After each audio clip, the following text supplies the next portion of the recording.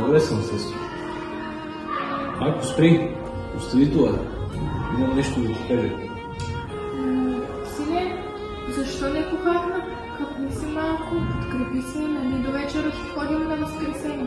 Право е, духовник си, кългир си, не погледни. От никое време на човек не си заприличал. Очите са ти хутнали, носът ти се е изострил. Аз вече не съм духовник, мамо. Игнатий!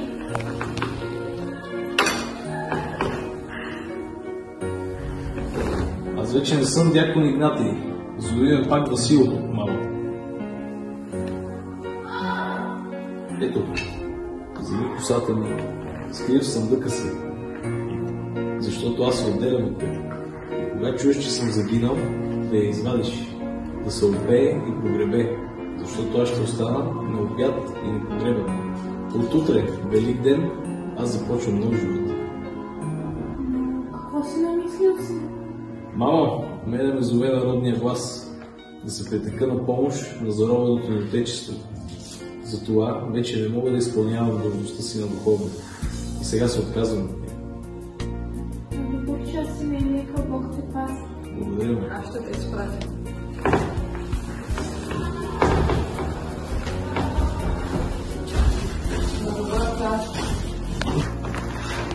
Добре дошла, кой? Жена не занимава с глупости, слава и сухрата. Заповядайте. С това ли ще ми гощаваш? Само това имам. Това е най-ценното. Хлябът и лук. Тя съм отгледала цялата си челя. Ние сме бедни хора. Ако искате някоя по-богата трапеза, по-добре идете по някой чорбаджия. Не щем, нищо не щем. А къде се намира твоя син Васил? Той е по служебните си задължения. Задължения да пълни на раята главите с глупости как да се бунтува срещу султана? Свещеник е за мен.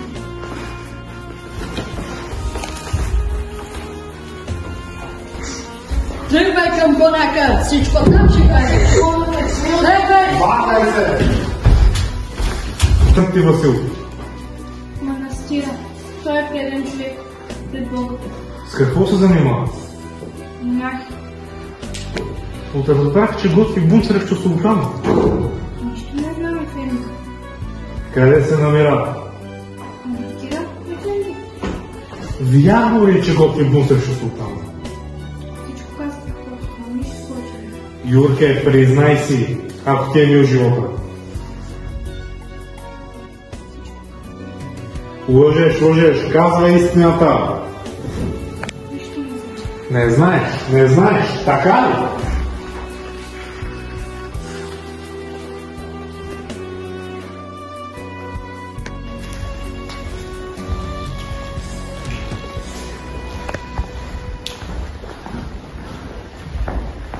Якове!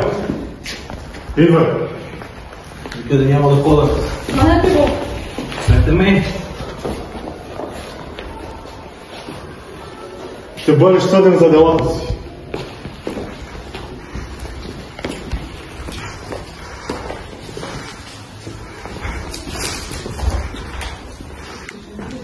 Какво ти е занятие? Да облегчавам положението на българите. И как точно? Обикалях да давам упование на хората. Упование? Какво упование? Възложиха ми да обнадеждавам цяла България. Какво точно пише в посредните от теб книжа? Не знам, Ефенди. Не знаете, странно сте много. Кога да познавам, Ефенди? В Цареград. Защо? Искам да призная грешките си пред големи личности.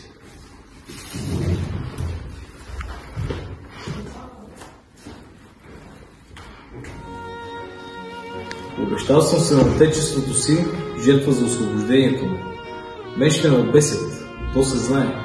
Но вие, братя, трябва да се спасите. Не забравяйте, че сте се клели в честта си. Не издавайте, че се познаваме.